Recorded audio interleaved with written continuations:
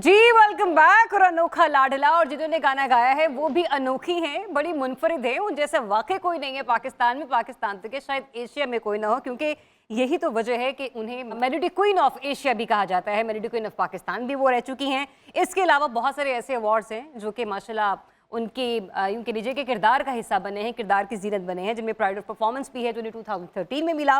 और इसके अलावा निगार अवार्ड याफ्ता हैं, पीटीवी नेशनल बेस्ट सिंगर का अवार्ड भी माशाल्लाह ले चुकी। कोई अवार्ड छोड़ा भी है आपने? अभी तो बहुत कुछ है, अभी बहुत कुछ है जिंदगी में बाकी। एनीवेज बहुत शुक्रिया, आपने वक्त दिया शायद अमीनी साहिबा। एनीवेज ईद आपको बहुत बहुत मुबारक। बहुत शुक्रिया, आपको भी बहुत मुबारक। आपकी खिदमत में मैंने पेश किया है दरबारी की बंदिश है। ये वो बंदिश है जिससे मुझे पीटीवी का बेस्ट सिंगर का अवार्ड मिला है। इसी से अच्छा, हाँ, सालगिरह थी पीटीवी की। एजाज़ात जो मुझे मिला है वो चांदनी रातें मेलोडी क्वीन का। ओके। क्योंकि मेरे समेत 11 सिंगर्स थी, तो प्रोफेशनल सिंगर्स थी, तो वो मुकाबला अपनों में तो नहीं होता, लेकिन जब आप फील्ड में होते हैं तो फिर वो मुकाबला ही होता है। बहरहाल वो मेरे हिस्से में आया। जजेस बहुत बड़े थे जी, फरीदा खानम साहिबा, इकबाल बानो साहिबा, रईस खान साहब और मलका तरन्नुम नूरजहां, जो कि मेरी रूहानी उस्ताद भी थी और हैं भी, और मेरी माँ की जगह भी थी।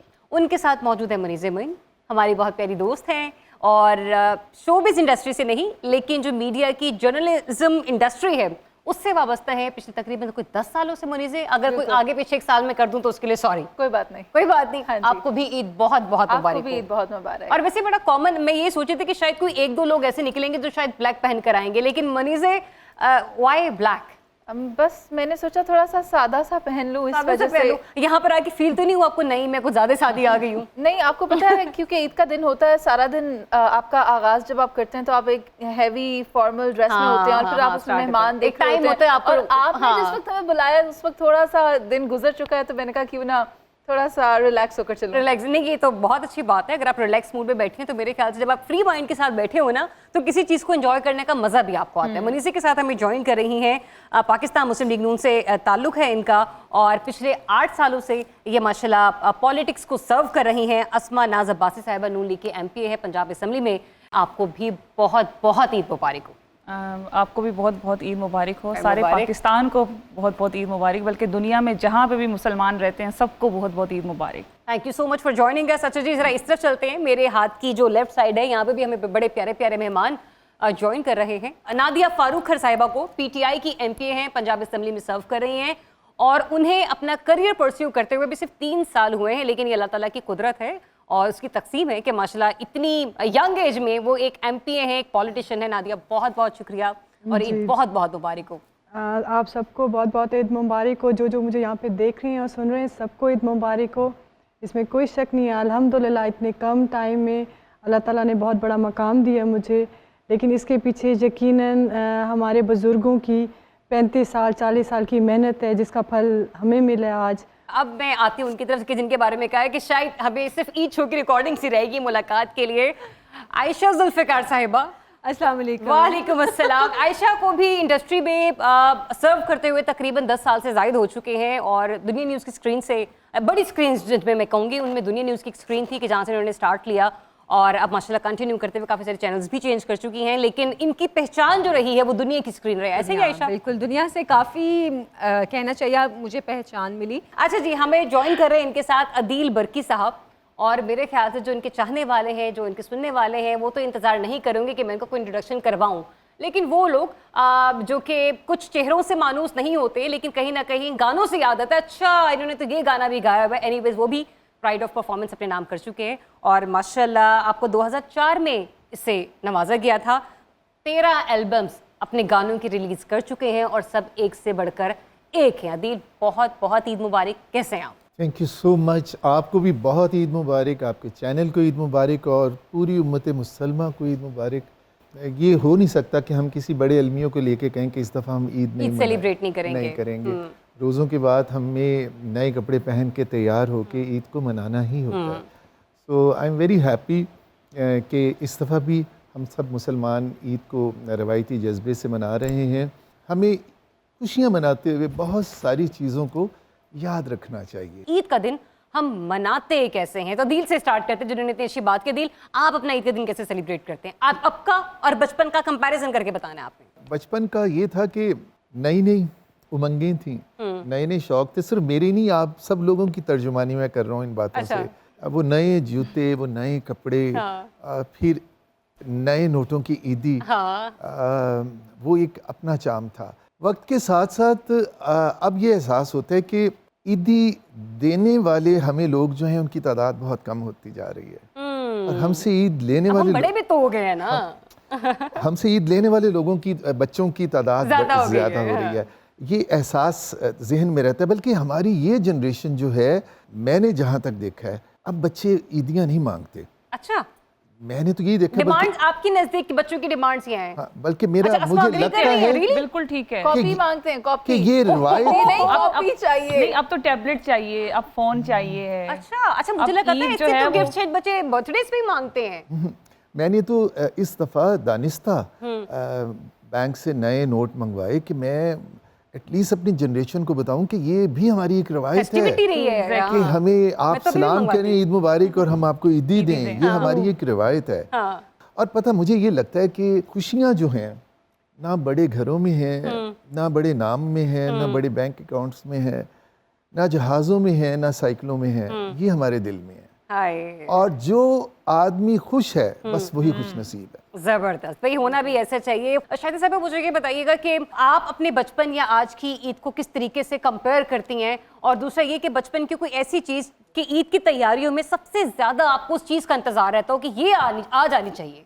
जब आप बड़े हो जाते हैं, जिम्मेदारियाँ आप पर आ जाती हैं, जब आपके बच्चे भी माशाल्लाह हों तो बहुत फ़र्क आ जाता है। लेकिन ये ईद मेरी माँ के बगैर की है। अच्छा। मेरी माँ भी इस दुनिया में नहीं है। अब मेरे लिए ये ईद उतनी मीठी नहीं है जितनी होनी चाहिए थी। रमज़ान के बाद हमें मीठी ईद मिलती है, और बड़ा हमारे लिए एक बहुत बड़ा तोहफ़ा है। तो उसकी मौजूदगी में तो बात ही और थी। वो हमें ईद भी देती थी, हमारे लिए सवैयाँ बनाती थी। मेरी अम्मी अपने हाथों से जो बनाती थी ना, मुझे उस जैसा खाना, कोई भी चीज़, वो टेस्ट नहीं आता, वो मज़ा नहीं आता। अब बहुत फ़र्क है, अब तो बहुत ही फ़र्क है। मैं वो माँ हूँ कि मैं खुद बनाती नहीं हूँ, क्योंकि हम काम करने वाले लोग हैं। अब हम इतना टाइम किचन में नहीं दे सकते। अभी कोई एक ऐसी चीज़ जो ईद के दिन आप बनाना पसंद करती हो, या बच्चों की फरमाइश हो? नहीं, मेरे बच्चे फरमाइश नहीं करते। फरमाइशी नहीं बड़े अच्छे ना, मेरा हस्बैंड फरमाइश करता है। मेरे बच्चों को भी अपनी माँ के, मेरी माँ के ही हाथों से खाने का था वो टेस्ट, वो अच्छा लगता था। अच्छा, मेरा सवाल एक छोटा सा पीछे रह गया, वो ये कि क्या चीज़, मतलब कपड़े, जूते, हैंडबैग, पोनिया, क्या चीज़ का इंतजार आपको सबसे ज्यादा होता था कि ये चीज़ तो लेनी है, ये सबसे पहले लेनी है? मुझे अब मैं पोनिया वोनिया तो बिल्कुल पसंद करने वाली बच्ची नहीं थी। अच्छा। मैं बड़ी सॉलिड बच्ची थी, मैं बड़ी महंगी बच्ची थी। तो क्या क्या लेना पसंद करती थी? अकलौती औलाद थी मैं। अच्छा। तो वो सब हिस्से का सब कुछ मुझे ही मिलता था। ओह। तो बगैर मांगे मिलता था। ओके, मतलब अगर मैं कुछ जिद कर लेती थी तो बड़ी जिद्दी बच्ची थी। मैं मनीज़े से एक सवाल करूं, फिर बल्कि साहब आप मुस्कुराएं ना, आपकी तरफ मैंने भी आना गाना सुनने के लिए, बाकी मेहमानों से फिर मैं गुफ्तगू करती हूँ। मनीज़े, ऐसी कौन सी जिद थी जो आपने बचपन में अपनी अम्मी से या अब्बू से की हो कि भाई मुझे ये चाहिए, या शॉपिंग में सबसे पहले ये चीज़ चाहिए जो आपके बच्चे करते हो? मेरे बेटे का नाम फरमाइशी प्रोग्राम रख दिया। अच्छा। और वो कोई ऐसा दिन नहीं है जिसमें उसकी फरमाइश नहीं है, और उसकी कोई फरमाइश हल्की नहीं है। मैं कहती हूँ मेरा कबाड़ा हो जाता है। हम तो 100 रुपीज में खुश होने वाले। जहाँ तक ईदी की बात है, उसको कॉपी चाहिए, कॉपी से कम उसको कुछ नहीं चाहिए, और कॉपी में भी रंग उसको पता है उसको कौन से वाले रंग की कॉपी चाहिए। अच्छा, ये वाकई आजकल के बच्चों को ना रंग की पहचान है कि कौन सा नोट महंगे वाला ये बात आप बिल्कुल ठीक कह रही है। ये जनरेशन जो है रिमार्केबल है, फैंटास्टिक, वेरी प्योर, ये आर्टिफिशियल इंटेलिजेंस वाली जनरेशन बहुत है। सच्चे। यस, ये जो अब जनरेशन आ रही है ना, बिल्कुल ये सही बस कह रहे और हैं। इन्हीं का ही पाकिस्तान है। आयशा, फिर आप ये बताइए कि अपने बच्चों की आप कितनी मोहब्बतें समेट रही हैं, और कंपैरेटिवली उनको देख के आपको अपने बचपन में क्या याद आता है कि अच्छा मैं चूंकि इतनी जिद्दी थी तो इसीलिए इन पर भी वही असर पड़ रहा मैं है? जिद्दी नहीं थी, और मुझे सबसे ज़्यादा शौक ईद पे होता था, एक तो मेहंदी का, दूसरा घर में शीर खुरमा बनाओ, तीसरा ईदी का। अभी बनाती हैं आप? मैं बहुत शौक से बनाती हूँ। मैं भी बड़ी मेरी शौक से कोशिश बनाती होती है मैं हर ईद पे और कुछ करूँ ना करूँ, शीर खुरमा जरूर आप बनाऊं। उसकी रेसिपी शेयर करेंगे? लजीजा शीर खुरमा काउंट किया गया। बट एनीवेज, नादिया की तरफ आते हैं। नादिया, आप मुझे बताएं कि एक तो ये कि बचपन में क्या चीज़ खरीदने का आपको सबसे ज़्यादा शौक होता था कि ये पहले आ जाए? अभी आपकी ईद जो है वो कैसी, क्योंकि अब तो आप एक MP है ना? सबसे पहले तो कपड़े, वो जो सब एक बच्चियों को शौक होता है कि हमारे कपड़े बहुत अच्छे फैंसी हो, और साथ में लाल चूड़ियाँ हो, गोल्डन हो, आई लव बैंगल्स, स्पेशली चूड़ियाँ, लेकिन बहुत पुराने दिनों की बात है, ये आपकी बात नहीं है। फिर मेहंदी, मतलब जो आपको एक अभी भी लगवाती है चांद रात पर जाकर? अभी नहीं, ये अब पहले की नहीं, बात है। पहले की बात नहीं, मैं वैसे पूछ रही हूँ कि वो शौक अभी भी जिंदा है या नहीं? Obviously like I love mehndi, मैं हमेशा से, मुझे बहुत पसंद है, लेकिन अब वो मेहंदी वाला सीन रहा नहीं, क्योंकि ऑब्वियसली हम पॉलिटिकल मतलब पब्लिक फिगर्स हैं, क्योंकि मुझे अपना मतलब ईद वाले दिन प्रॉपर अपने घर देरा पे बैठना होता है, ख़वातीन को टाइम देना होता है अलहदा, फिर मुझे देरा पे जाके अपने पूरे अवाम को, जो मेरे सारे बुज़ुर्ग हैं, नौजवान हैं, जिन्होंने मुझे इस मकाम पे पहुंचाया है, वो सब मुझसे मिलने के लिए आते हैं। और मैं जिस एरिया से हूँ ऑब्वियसली वहाँ पे उनको बहुत सारी एक्सपेक्टेशंस भी होते हैं कि आज ईद है, तो हम जाके मिल आए बेबी से, तो कुछ काम, छोटी नादिया बहुत बड़ी हो गई है। हाँ बहुत बड़ी होगी। तो अब वो मेहंदी वाला, वो चूड़ियों वाला, ऐसा कुछ भी नहीं है। आपको बचपन में सबसे ज्यादा खरीदने का किस चीज का शौक रहता था? अच्छा, मुझे अभी तक जो शौक है वो है कि आपका ड्रेस तो आ जाता है, लेकिन आपके जो खुस्सा है वो तो कंपल्सरी है ना, कंपल्शन है। कंपल्सरी, लेकिन खुस्सा के बगैर मुझे लगता है कि मेरी ईद कंप्लीट नहीं रहती। मुझे बचपन में जो शौक था वो यही था कि एक तो ड्रेस मेरा हो और खुसे हों। चूड़ियाँ जो हैं वो मैं इतनी ज़्यादा शौकीन नहीं हूँ। अच्छा, हाँ, तो लेकिन ज़रा जो एक्साइटमेंट बचपन में होती थी ना कि सुबह ईद है, और वो जो खुशबुएं मेहंदी की, और वो जो कपड़ों की खुशबू, और वो जो जूते अपने जो है वो बेड के पास रखना, पूरी तैयारी हम रात को करके सोते थे। इस चीज में हाँ, ये भी है, सोता कौन इसमें था? ये चीज थी, मेरी अम्मी तो खाने भी रात को ही बनाने शुरू कर देती थी। और चांद रात की तो आप बात ही नहीं कर रही, ये चांद कि हम रात की लोग बात चांद रात को निकलते ही निकलते थे। ऐसा ही है। मेहंदी लगानी, उस वक्त मेहंदी भी असली वाली मेहंदी होती थी। मेरे चचा मंगवा के देते थे हमें, दिल्ली गेट की वहाँ की बहुत मशहूर मेहंदी थी, और वो कौन वाली मेहंदी आती थी और हम सारे बच्चे हाथ भर लेते थे। क्योंकि इस मेहंदी के साथ बहुत सी रवायतें जुड़ी हुई थी ना, कि इसमें जिसका रंग ज्यादा गहरा होगा उसका मियाँ ज्यादा नहीं, सास बड़ा उसका प्यार करने वाली उसके मिलेगी। साथ अच्छा, मैं वैसे इस चीज पे अब बिलीव नहीं करती कि चाहे मेहंदी का रंग अच्छा हो या बुरा हो, इसमें कोई शक नहीं है, मेरी सास बहुत अच्छी है। सो वेलकम बैक, और एक्साइटमेंट हमारी चल रही है, ईद की खुशियाँ, ईद के दिन की फेस्टिविटी, सब अपनी अपनी चिटचैट जो है वो अमूमन हमारी ब्रेक में भी रुकने का नाम नहीं ले रही थी। ये राउंड हमारा रैपिड फायर राउंड है, स्टार्ट करेंगे हम नादिया से, और रैपिड फायर का मतलब होता है रैपिड फायर, ये नहीं होगा। नादिया, आपके लिए सवाल ये है कि अगर किसी सियासतदान को ईद के खाने पर बुलाना पड़े तो कौन होगा? मरियम औरंगजेब या आज़मा बुखारी? क्या हो गया? बहुत मुश्किल सवाल है, बहुत मुश्किल या सवाल मुझसे है। पूछती पार्टी बदल दी है। इसीलिए तो रैपिड फायर है। बताएं, जल्दी बताएं। यार पाकिस्तान के, सॉरी माफी के मरियम साथ औरंगजेब बुलाएंगी। शेख रशीद, आसिफ अली जरदारी, शहबाज शरीफ सियासतदान ना होते तो क्या होते? नादिया जवाब। जी अगर शेख रशीद अगर सियासतदान ना होते तो बहुत अच्छे गपशप करने वाले, महफिल जमाने वाले एंटरटेनर होते। अच्छा जी, एक कश्ती में अब सवार हैं, साथ में राना सनाउल्लाह और मोहसिन नकवी भी सवार हैं। कश्ती डूबने वाली है, एक लाइफ जैकेट है, किसको बचाएंगी? राना सनाउल्लाह या मोहसिन नकवी? मोहसिन नकवी। रियली? जी, पीटीआई वाले मोहसिन नकवी को बचाएंगे। वाह, वेरी नाइस। एनीवेज, कौन सा सियासतदान अच्छा एंकर हो सकता है? शेख रशीद, फवाद चौधरी या कमर जमान कायरा? कमर जमान। अच्छा, कौन सा सोशल मीडिया है जिसके बगैर आपका गुजारा नहीं है? ट्विटर, इंस्टा या व्हाट्सएप? व्हाट्सएप। व्हाट्सएप के बगैर, वैसे मेरा तो ट्विटर के बगैर नहीं है। अच्छा अस्मा, अब आपकी तरफ आते, शीशा देखकर पहला ख्याल क्या आता है? सियासतदान ना होती तो क्या होती? एक घरेलू आम सी औरत होती, हाउसवाइफ होती। हाउसवाइफ। ठीक है। अगर किसी सियासतदान को कॉमेडी फिल्म में कास्ट करना हो तो कौन सा बेहतरीन होगा? Talal Chaudhry, Farooq Sattar, Sharjeel Memon? Sharjeel Memon. He is the comedian. अच्छा ओके। सबसे ज्यादा मुश्किल क्या है? ट्रैफिक में फंसा होना या रिश्तेदारों के सवालात? ट्रैफिक में फंसा होना। अच्छा, रिश्तेदारों के सवाल आपको लगता है कि इजी होते हैं? हाँ, वो हो जाता है, वो मैनेज हो जाते हैं। ईद की सबसे जरूरी चीज क्या है? नए कपड़े, मजेदार खाने या फैमिली के साथ टाइम? फैमिली के साथ टाइम। ये वैसे वाकई में हर, चाहे जो कोई भी हो, फैमिली को टाइम देना सभी को पसंद है। आयशा, आपके लिए सवाल है, कौन सा काम मुश्किल लगता है? कपड़ों का डिजाइन, या फिर अगर कोई आपको ये कहते कि आज किसी और एंकर का ऑफ है तो आपने बैठकर शिफ्ट करनी है? किसी और एंकर का ऑफ है, आपको बैठकर शिफ्ट करनी है।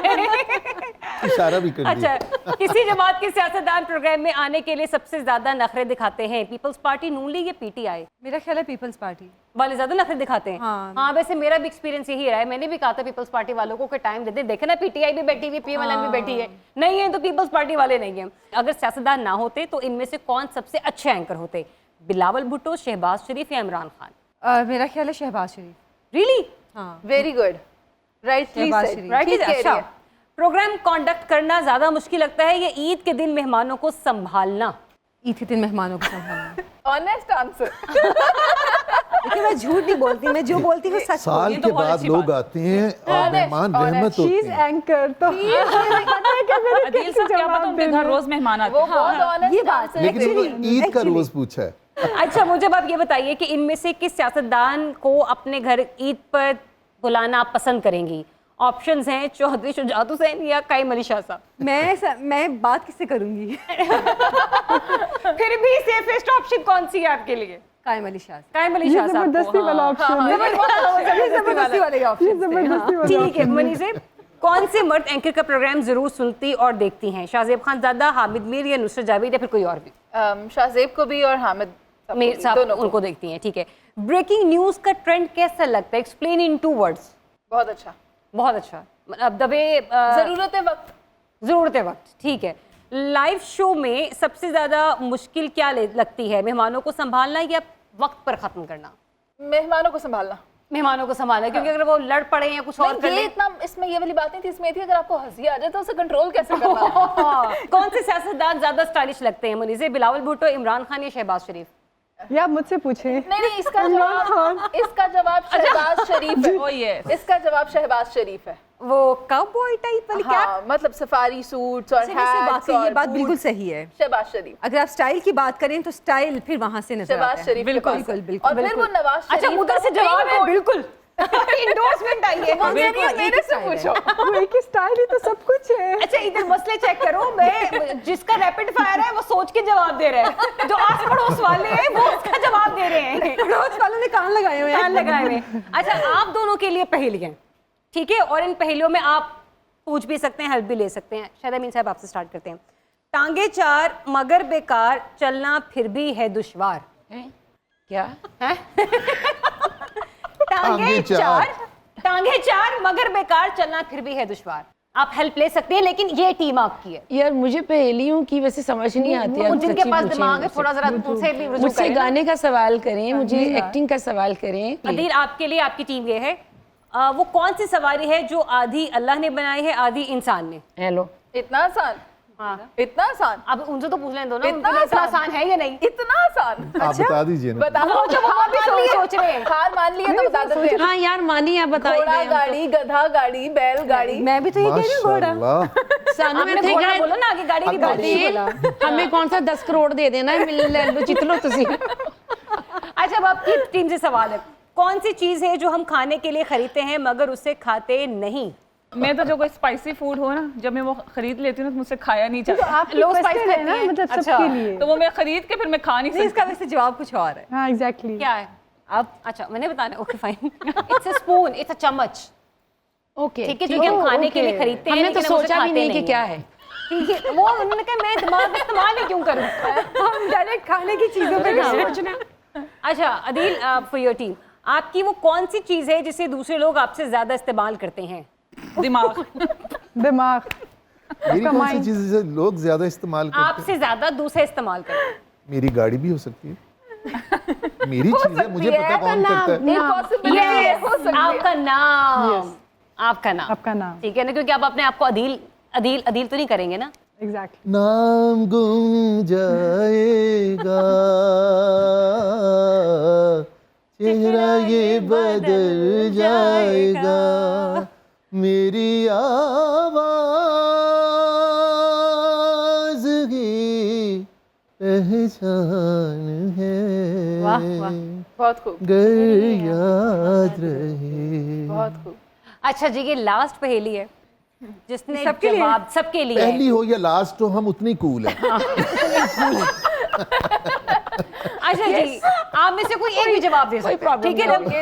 कान पकड़ के नाक पे बैठे, नकचड़ी कहलाए, लोग इसे आंखों पर बिठाएं, अपनी शान दिखाए। आप एटीट्यूड। आप में आपका एटीट्यूड। नहीं इतनी जल्दी नहीं करना ना, इतनी जल्दी नहीं सोचना भी है। अच्छा फिर से करें। अच्छा, सोचने की एक्टिंग करनी है। ਤੁਸੀਂ बड़े वेले हो, सोचो सारे को तो टाइम नहीं इसको कान सोचने पकड़ के नाक पे बैठे, नक चढ़ी के हिलाए, लोग इसे आंखों पे बिठाएं, अपनी शान दिखाए। Sunglasses, sunglasses. वेरी नाइस, सबसे ज्यादा मुनीज़े ने अपने दिमाग का इस्तेमाल किया। मुझे इनाम दे दो please. By the way you are ये चलेगा मुनीज़े, प्लीज दोनों दे मुनीज़े वैसे भी शो स्टार्ट हो चुका है। मुनीज़े वो 10 करोड़ आपको मिलेगा। हाँ जी हाँ जी। तो हमारा कौन बनेगा करोड़पति यहीं पे खत्म हुआ है ना।